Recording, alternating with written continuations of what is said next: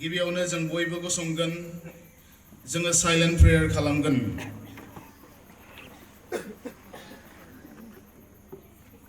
जों रावखौबो राव नायनाय नङा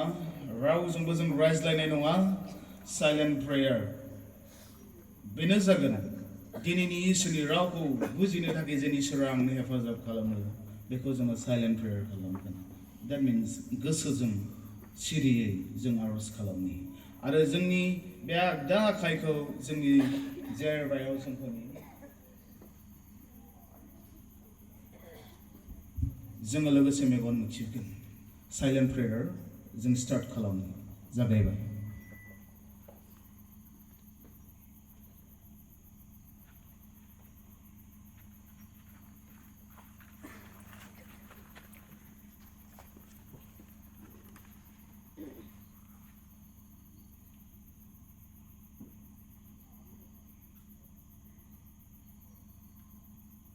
प्रभु जीशु ख्रीष्टनि मुङै आमेन हामबायसै जों बयबो जिराय जोङो रावनिबो जेबो सोदोब खोनायाखै दानो सानावब्ला जों खोनागौमोन दाउसिन दाउलानि गाबनाय जों नुगौमोन फुङावब्ला मिथिंगाया गोथांखोर महर लानानै समायना खालामनाय बिनि गेजेरजों आं बेखौ बुंनो हास्थायदों इसोरा बे बुहुमनि बिगोमा सोरजिगिरि दिनैनि युथ साननि दिबसनि गेजेरजों जि आयदाफोरखौ जों सोलोंदों बे आयदाया दिनै बेयाव जायोमोनब्ला बिराद मोजांमोन आं सानदों अब्लाबो आं गुबुन टपिकै इसोरनि रावखौ बुंगोन बिनि सिगां गुसुङै दिनैनि साननिखौबो रिलेटेड खालामनो हास्थायदों दिनैनि इसोरनि रावा जोंखौ फोरोंदोंमोन सम मोननायावनो जोलाव समावनो बोलो सम थानायावनो फोरबोखौ नोंनि इसोर होननानै गोसोखांदो नोंनि जिबनाव दोनदो आरो बिनि हाबाखौ मावदो बेनो नोंनि राइट टाइम फोरबोनि हाबा मावनो थाखाय जुदि नोंथाङा सम मोननायावनो मावाब्ला इयुन जिबनाव नोङो थैनानै थाङोब्ला नोंनि जिउआव मा मोनलांफानाय दं जेबो मोनलांफानाय गैया जिउआबो नस्थ जागोन आरो मोदोमाबो थैनानै थांगोन लिरगिरिया बेखौनो बुंदों आंहा मा मोनदेरनाय दं संसारनि रंजानायाव आंहा जेबो मोनदेरनाय गैया लाथिख' होननानै बुंदों नोंथांनि आलासि बेसेबां गुफुरलांदों आं बेखौ मिथिला नाथाय गुबै बाथ्राया बे लिरगिरिया बेखौनो लिरदों उपदेशगिरिनि जिनिबालासो सिरियो बेनिखायनो गितफोराव बुंदों जाबाय हांगोनांफोर फोरबोखौ बाख्नायदो जेब्ला नोंनि आगदा आखाइखौ जेरबायाव होदों नोंथाङा माबायदि मोनदों दुलुब दुलुब मावनाय मोनदोंना अब्ला जों मिथिनि आं गोथां इसोरा आंनो बे हांखौ होबाय थांनानै थानायावनो आं फोरबोखौ मोननायावनो सम आरो खाबु मोननायावनो बिनि हाबा मावनि लाइमोनफोर इसोरा नोंथांमोन बयखौबो गावनि हाबा मावजानो थाखाय लुबैदों माबा मोनसे राहायै आं बुङाखै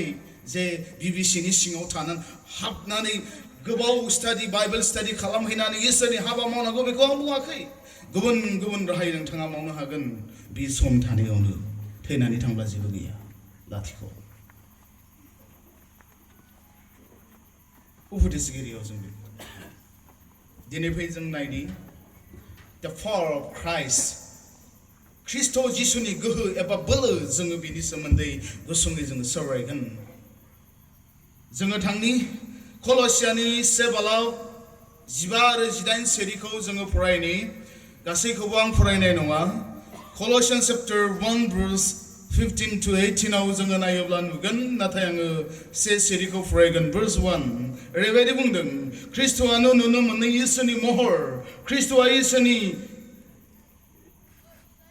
गिबि बिसाज्ला गासैखौ सोरजिनाय सिगां बियो दंखायो आरो सोरजिनायनि सिगां बियो दंखायो बिनो सिगांमोन बिनो सिगाङाव दंखायो सोरजिजानायनि मानिनिख्रुइबो बियो देरसिन होननानै बुंदों आरो 16 सेरियाव बुंदों मानोना सोरगो आरो बुहुमाव नुनो मोननाय आरो नुनो मोनै सिंहासन एबा रायजो एबा सासनगिरि एबा एक्टियार गोनां बे गासैखौबो बिनो सोरजिदों इसोरा बिजोंनो आरो बिनि थाखायनो बुहुम आरो नख्राङावखौ सोरजिबाय बे इसोरा बेखौनो मावबाय बिहा बोलो दं ख्रिस्ट'आ इसोरमोन बे इसोरा बे बुहुमाव फैबाय दा बेनिखायनो बुंदों जाबाय सेथि पइन्टआव जों नायनि सोरजि जानायजों फोरमान जाबाय जे ख्रिस्ट'आ दि बे इसोर सोरजि जानायजों फोरमान जाबाय सोरजिथाय नुथायजों बियो फोरमान जाबाय दे बि इसोरमोन बिनि मावनायजों बि सोमोनांथाव मावनायफोरजों गुबुन गुबुन खामानिफोरजों जों मिथिदों बि इसोरमोन बि गुबुन नङामोन दा बेनिखायनो जों गोथार बाइबेलाव नायनि बिनो गावनि मोदोम मण्डलिनि खर' मोदोमखौ बिनो गोथाङै दोनो बिनो बिसाज्ला गिबि गासैनिख्रुइबो देरसिन जानो थाखाय थैनायनिफ्राय थांखांफिनजेननायाबो बेनो रावबो गैया ख्रिस्ट'आल' थैनायनिफ्राय थांखांफिननाय बि इसोर बिनि अनगायै रावबो गैया होननानै बाइबेल सिरि बायदिसो जों थांगोन आं गोबां सल' बुंनाय नङा आदम बाइबेल सिरिजों आं लोगोसे बुंलांगोन दा बेनिखायनो जहननि 14:19 सिरियाव बेवहाय सोंलु आरो सोंलुनि फिननायखौ बेवहाय होदों जों नायनि जहननि 14:9 सिरियाव ओरैबायदि लिरदों जिसुआ बुंफिनबाय ओ फिलिप आं नोंसोरजों एसे गोबाव थाबाय अब्लाबो नों आंखौ मिथिया नामा बिराद मोजां इन्टारेस्टिं दे बेयावथ' लिरबाय मोजां सेन्टेन्सजों बेयाव लिरबाय खिजानि बै समाव ओरैनो खाथियाव थानानै नों आंजों बायदि रायज्लायदों जिसुजों आरो बे फिलिपजों फिलिप आरे नों दाबो आंखौ मिथिया नामा आं सोर माथो नों आंजोंनो थाफाथारो मारैथो मिथिया जाखो जानो हागौ बेबायदि रायज्लायदों दा बेनिखायनो बेयाव बुंदों जाबाय अ फिलिप आं नोंसोरजों एसे गोबाव थाबाय सोमोगोनां खामानि गुबुन गुबुन मावबाय अब्लाबो नों आंखौ मिथिया मानो जाया आंखौ नुबाय बियो आफाखौनो नुबाय अब्ला बिफाखौ जोंनो दिन्थिहोनानै नों मानो बुंबावखो फिलिपआ सोंदोंमोन जोंनि बिफा इसोरा सोर बेखौ जोंनो दिन्थि खोन्था ख्रिस्ट'नि फिननाया मा बुंदों जाया आंखौ नुबाय गोसोआव ला जाया आंखौ नुबाय बियो आफाखौ नुबाय स्रा that means ख्रिस्ट'आ इसोर बिहा बोलो दं ख्रिस्ट'हा मावनो हानाय बोलो दं बेखौनो फोरमायदों बेनिखायनो फै जोङो ख्रिस्ट'नि सेराव थानि बि इसोर आरो बियो बोलोग्रा इसोरखाय बे गासैखौबो मावगोन जननि लिरनाय 7:19 सिरियाव फरायोब्ला जों नुबावगोन बिफा इसोरखौ रावबो नुफेराखै बिजों अनसोजानाय बिनि सासेल' बिसाज्ला जायहा गावनो इसोरखा बिसो बिखौ मोनथिहोबाय रावबो नुफेराखै बिनिखायनो जोंनि न'खरफ्राव जोंनि गिर्जा न'फोराव जेनिबो स्टाटिसु जों दोननो नाङा मुर्तिफोर सावगारिफोर माखासे गिर्जायाव दाबो जिसुनि सावगारि दोनो बुंनो हास्थायदों सावगारिखौ नुनाय लोगो लोगो नोंनि गोसोआ मा जागोन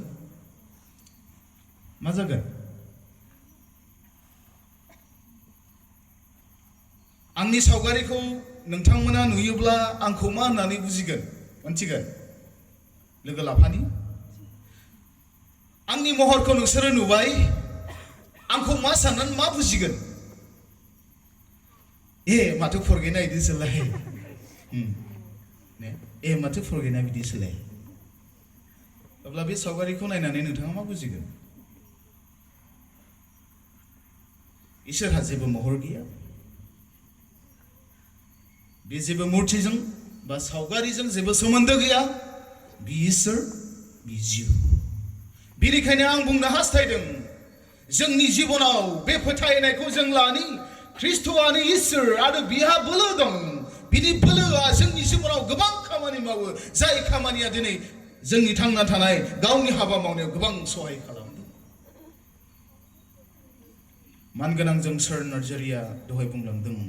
बे मण्डलिया इसोरजों दैदेनजानाय मण्डलि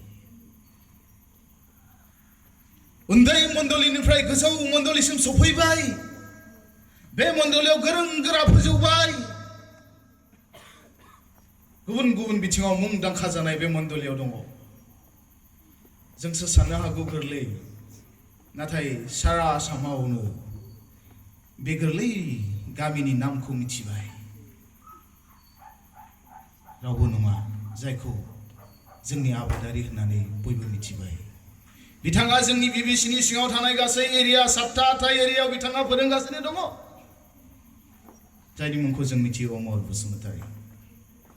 ख्रिस्ट'आ बेबायदि मोनसे गोजौ थासारिसिम लाबोबाय आरो बे मण्डलिया गुबुन गुबुन खामानियाव जौगानायफोर दङ बिजनेसाव जौगानाय दङ सोलोंथायाव जौगानाय दङ ख्रिस्ट'आ बोलोग्रा बे मण्डलिखौ दाखांनो जेब्ला प्रसेनजितना आंनि क्लासमेट क्लास 10 सिमल' जों फरायलायनो मोनदों एमइनिफ्राय लानानै क्लास 10 सिम जोङो एसेबां मोजां स्टुडेन्ट नङाखोन होननांगोनसै आरो परिबेसाबो थोनाखिसै मेट्रिकखौ जों ज' होदों खनसेनो जों पास जायाखै जोङो बेसेबां मोनथाय बिदिनो 20-25 जननि गोजौआव दंमोन जोंनि क्लासाव ओमफ्राय बिनि गेजेराव सासेल' मेट्रिक पास जाखादों जोंनि ग्रुपआवहाय जोंनि इयाराव आरोखि बे समाव थुक्राझार हायार सेकेन्डारिया 0 थांलायखायो एकदम सासेबो पास गैलायै बे समाव ओरैबायदि मोजां जोंबो गोजोनदों फेल जादोंब्लाबो गोसोआव दुखु थालाबो गोजोनफिनबाय जे सरमान बरगयारिया थुक्राझारनो बियो पास जागारलायबाय ओमफ्राय जों फेल जाबाय दाने है गैया ओमफ्राय फेल जाबाय दाने प्रसेनजित मोना बिथाङा थिय'ल'जि फरायनो थांखि लागारलायबाय फरायहैगारलायबाय महेशजों बिजों फरायनानै बिथांमोनाबो आरो होजोंहाय फरायनायनि मलंखौ मोनबोबाय फरायै बिथांमोना फैनानै होफैनाया दाने सानैबो मेट्रिक पास जालायबाय बिथांमोना फरायनानै बिटि सार्टिफिकेट लाना फैलायबाय आंनि अमासि न'आव हालेवनानै जाहैयो बे समाव फरायनायाव आलथिया बिथांमोनाबो आंनि मोनसे इन्सपिरेसन होननानै आं बुंनो गोनां जादों बेनिखायनो आं लाबोदों ब्रादार बेल' नङा ब्रादार रखन मोसाहारि बिथाङा एकदम गोजौ थाखोआव फरायनानै फैदों थिय'लजिकेलि मोनसे आंनि जिबनाव सानखांनाय फैदों आंनि माथो लोगोफ्रालाय बेबायदि फरायजोबनानै माथो बेबायदि रोंनानै फैबाय मोनसे आंनि जिबनाव इन्सपायार माने गोसोखौ थुलुंगानाय लाबोदों लास्टलि जेब्ला बैसो जाखाबाय बोरायखाबाय हाबा जानायनि बैसो जाबाय अब्ला आं डिसिसन लाबाय फरायहैबाय 8 बोसोरसिम थानानै न'आव फैबाय फोजोबनानै बिथांमोन बायदि आंबो फरायहैबाय इसोरनि मावनाया बेबायदि आं मेट्रिकबो पास जायाखै बिटिएस फरायनो मोनदों माबोरै मण्डलिनि मानसिफ्रा आंनि थाखाय आरज खालामदों सानफ्रोमबो न'खरनि मानसिफ्रा आरो बेवहाय गुबै मावग्राया जाबाय ख्रिस्ट'आ बेखौ मावबाय बिनिखायनो दिनैनि बे पुलपिटआव गसंनानै नोंथांमोनजों इसोरनि राव सावरायनो मोनदों इसोरनि मावनाया बेबायदि बेनिखायनो मोनदांनो रोङोब्ला आगानसेयावबो सानफ्रोमबो ख्रिस्ट'आ जोंनि नोजोर होग्रा इसोर बेनिखायनो बेहा बोलो दं फै जों बेनिखायनो गावनि सोरजिनायजों सुबुं माहारिफोरनि गेजेरजों बियो फोरमान होबाय जे बियो ख्रिस्ट' इसोर फोरबो आरोबाव जों नायनि बासाय जानायाव ख्रिस्ट'आ रोखा खालामबाय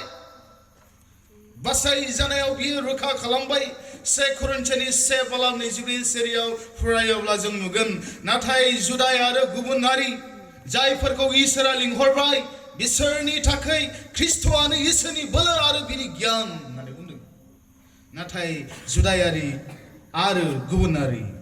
जों गुबुनारिफोर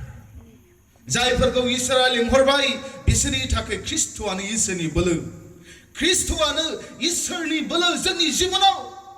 जोंखौ दिनै ख्रिस्ट'आ लिंहरबाय जों समायामोन जों मोनथाव नङामोन बे जिउनि बासायजानायखौ बासायजानायनि रैखाथिखौ रैखा खालामनायखौ जों मोननो समायामोन नाथाय इसोरा ख्रिस्टनि गेजेरजों बेखौ मावबाय जोंखौ खौसे खालामबाय 2 करिन्थियानि 7:30 ओरैबायदि लिरदों नाथाय नोंसोरखौ ख्रिस्ट जिसुनियाव खौसे खालामबाय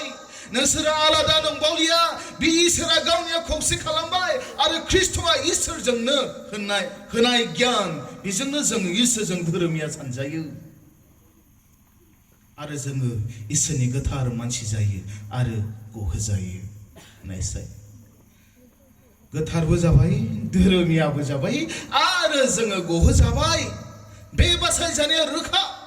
ख्रिस्टआल' थैनायनिफ्राय थांखांफिनदों बे इसोर जेब्ला जोङो गोथौवै साननानै नायो ख्रिस्ट जिसुखौ माबायदि खस्थ' खालामदों एस ए हिउमेन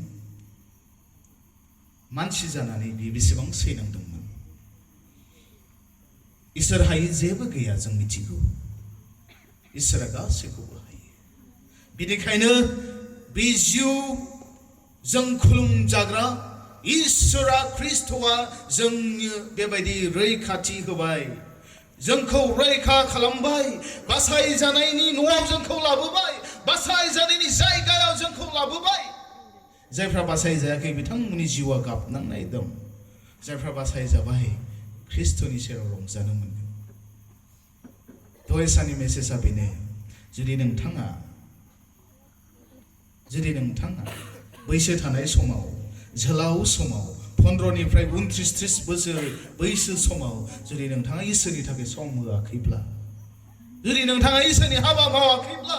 इसोरनि थाखाय सानाखैब्ला इसोरखौ खुलुमाखैब्ला नोंथाङा थैनानै थाङोब्ला बिनि बिसारा मा जागोन सैनांनाय दा बेनिखायनो बे बासायजानायखौ इसोरा होबाय जों लानि लाइमोनफोर इसोरखौ गिग्रा जों बयबो बे बासायजानायखौ जों लानि कलसियानि 2:3 बुंदों दोनखोमा जानाय इसोरनि गासै गियान आरो मिथिनो हानाया ख्रिस्टनियावनो दङ रावनावबो गैया बे जाय ख्रिस्टखौ जों फोथायो बे ख्रिस्टनियावल' दङ इसोरनि जोङो होनाय गियान बेजोंनो जों इसोरजों धोरोमिया सानजायो आरो जोङो इसोरनि गोथार मानसि जायो आरो जों गहोजायो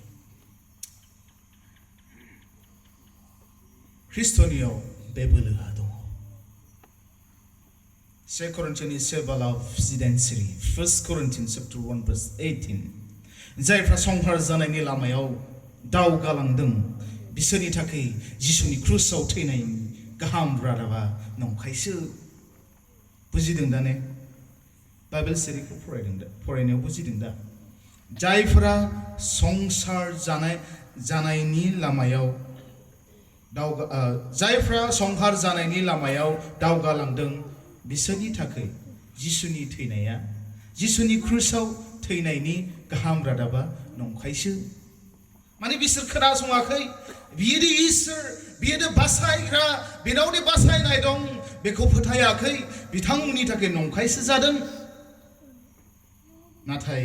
जों पापनिफ्राय बासायजानानै गोथांनि लामायाव थाबायनायफोरनि थाखाय बियो इसोरनि बोलो नायसाय इसोरनियाव थाबायोब्ला इसोरनियाव थायोब्ला जोंहा बेसेबां मोजां बेखौनो फोरमायदों बेसेबां मोजां आरो बियो जोंनि थाखाय बेसेबां लाभ जागोन Romans chapter 9:24 रोमारिनि 9:24 ओरैबायदि लिरदों मानोना जोङो बिजों लिंहरजानाय मानसिफोर रावजोंबो जों लिंहरजानाय नङा गोथां इसोरजों बा गोथां ख्रिस्ट फोरबो जिसुजों जों लिंहरजानाय मानसिफोर बासायजानायाव लिंहरजानाय जों मानसिफोर जुदि बे लिंहरनायाव नोंथाङा फैनो हायाखैब्ला नोंथांनि जिबनाव खोमसिया साग्लोबबाय बे खोमसिया नोंथांनि जिबनाव साग्लोबबोयोब्ला बे खोमसिनिफ्राय सिखांबोफिननो नोंथाङा जेबो राहा मोननाय बेनिखायनो ख्रिस्टआ बेखौ मावनो हाग्रा ख्रिस्टहा बोलो दं सोर साबसे फोथायो ख्रिस्टहा बोलो दं बे मण्डलीखौ दाखांनो ख्रिस्टहा बोलो दं सोर साबसे फोथायो बे मण्डलिनि नखरफोरनि गथ' गथायफोरखौ फेदेरनो फोलावनो बेहा बोलो दं सोर साबसेया फोथायो जोंनि मण्डलिनि फोथायारिफोरखौ दाखांनायाव लुखांनायाव मावसोनो हाग्रा बे इसोरा हेफाजाब खालामो सोर साबसेया फोथायो बासायजानायाव रैखाथि खालामबाय बे इसोरा बे ख्रिस्ट' बेनिखायनो मानोना जोङो बिजों लिंहरजाबाय लिंहरजानाय मानसिफोर बियो जुदायारिफोरनिल' नङा लिंहराखै बिनि थाखायल' लिंहराखै गुबुन हारिफोरनिफ्रायबो लिंहरदों होननानै Romans chapter 9 verse 24 अब्ला बेसेबां मोजां अब्ला बासायजानाया बेसेबां गाहाम बे बासायजानाया आंनि थाखाय नङामोनब्लाबो आंनि थाखाय जाबाय इसोरा ख्रिस्ट'नि गेजेरजों बेखौ मावनायखाय नोंथाङा एसे सिन्ता खालामदोंना नोंथाङा माबोरै थांनानै दं एसे सिन्ता खालामदोंना नोंथांनि नखरा माबोरै थांनानै दं एसे सिन्ता खालामदोंना नोंथांनि गथ' गथायखौ नोंथाङा माबोरै खांनो हादों सिन्ता खालाम बे ख्रिस्ट'नि गेजेरजों जेबो गैया बेहा बोलो दं जोंनि नखरखौ दाखांनो बेहा बोलो दं जोंनि गथ' गथायफोरखौ फेदेरनो फोलावनो सहाय खालामदों बे इसोरा बोलोग्रा इसोर बेनिखायनो फै जों बेनि सायाव थानि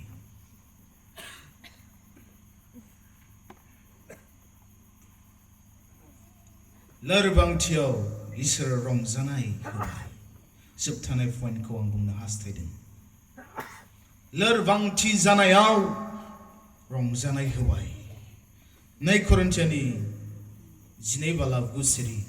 2 Corinthians chapter 12 verse 9 बेयाव ओरैबायदि लिरदों नाथाय बिनि बुंफिननाया बेनोमोन नों आंनि अननायखौल' नांगौ मानोना नोंनि बोलो गैयैयाव आंनि बोलोआ रासिन नुजायो बेनिखायनो आंनि बोलो गैयैनि थाखाय आङो बिमायनो रंजायो मानोना आङो बोलो गैयै जाब्ला ख्रिस्ट'आ बोलोग्रायै बेंनायखौ आं मोनदाङो जे ख्रिस्ट'आ आं बोलो गैयैयाव बियो आंखौ बोलोग्रा खालामो आं दुखु समाव बियो रंजाहोयो आंहा दाहा जानाय समाव गोजोननाय लाबोयो बे ख्रिस्ट'आ रंजाहोयो आङो लोरबांथि मानसि जानायखाय आंनि फोथायनाया मालाबा लोरबां जायो सोरखौबा सहाय होनाया मालाबा आंहा लोरबां जायो सोरनिबा थाखाय सिन्ता खालामनाया नखरनि गथ' गथायफोरनि थाखाय सिन्ता खालामनाया मालाबा आंनि जिबनाव लोरबांथि फैयो गुबुन गुबुन जाहोननि थाखाय नाथाय बाइबेला जोंनो मोनसे रंजानाय होदों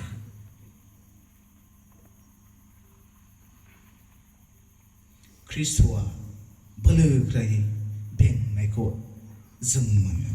ख्रिस्ट'आ जोंनि जिबनाव बेंनानै लायो रंजानाय जों मोनगोन ख्रिस्ट'नि गेजेरजों ख्रिस्ट'नियाव थानायानो जोंनि बयनिफ्राय देरसिन रंजानाय बेनियाव बासाय जानायानो जोंनि बयनिफ्राय जिबनाव देरसिन रंजानाय बेनिफ्राय देरसिन रंजानाय जोंहा मा थाबावनो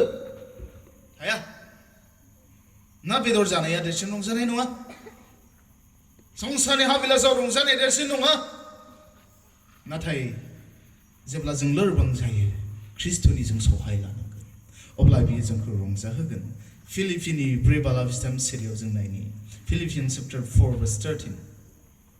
ख्रिस्ट' होनाय बोलोजों आं बेफोर गासैखौबो सैनो हायो आंहा दुखु फैब्लाबो दाहा फैब्लाबो ख्रिस्ट' होनाय बोलोजों ख्रिस्ट' होनाय गियानफोरजों फोरोंनायफोरजों आं गसंथानो हायो आरो बे गसंथानाया आंनि जिबनाव बोलोग्रा खालामगोन मालाबा जोंनि ख्रिस्टान जिबनावबो लोरबांथिया सफैयो हे आं एसेबां इसोरनि थाखाय मावो अब्लाबो मानोथो मानसिफ्रालाय आंखौ बिदि बुङो मानोथो आंनि नखरालाय एसेबां गोरिब आं इसोरनि हाबा मावब्लाबो मानोथो आंनि फिसाफोरखौलाय लेखा गोरों खालामाखिसै एसेबां आं इसोरनि थाखाय सम होयो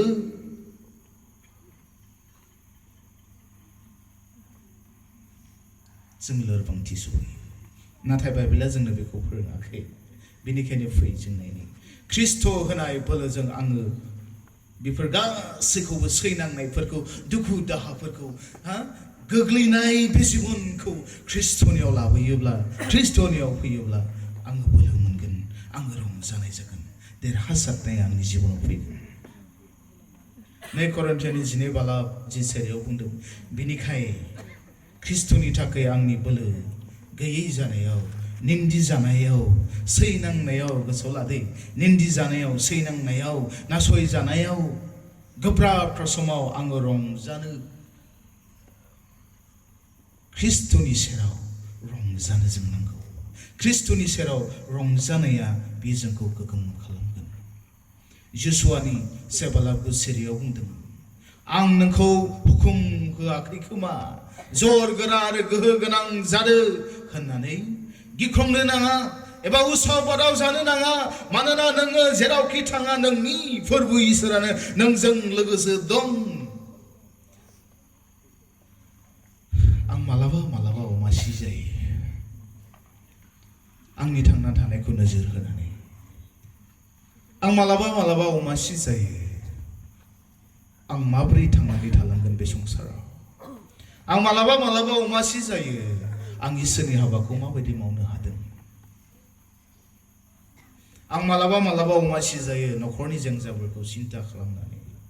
नोंथांनि जिबनाव माबायदि आं मिथिया, नाथाय बेफोरनि गेजेरावबो बे इसोरा ख्रिस्ट'नि गेजेरजों जोंनि जिबनाव रंजानाय लाबोबाय,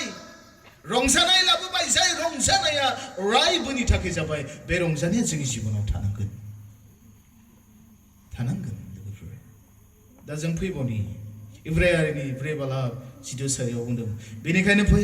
जोङो गोहोजों इसोरनि दयानि सिंहासननि मोखाङाव थानि। बेयाव जोङो दया मोनगोन, अननाय मोनगोन, अननाय ख्रिस्ट'निफ्राय, इसोरनिफ्राय अननाय मोनगोन, आरो नांगौ समाव जोङो अनखांजानानै हेफाजाब मोनगोन। अनखांजानानै जों हेफाजाब मोनगोन। नायसै ख्रिस्ट'हा बेसेबां बोलो दं होनला? आंनि लोरबांथियावबो बियो रंजानाय लाबोयो ने। बासायजानायाव बियो जोंखौ रोखा खालामबाय जे बासायजानाया थारैनो ख्रिस्ट'नियाव। बे बासायजानायखौ जोंनि जिबनाव नांथारगौ। सोरजिनायजों फोरमान जाबाय जे ख्रिस्ट'आ इसोर आरो बियो जोंनि जिबनाव गेदेर हेफाजाब खालामनो हायो। जों बे गासैखौबो सोलोंबाय।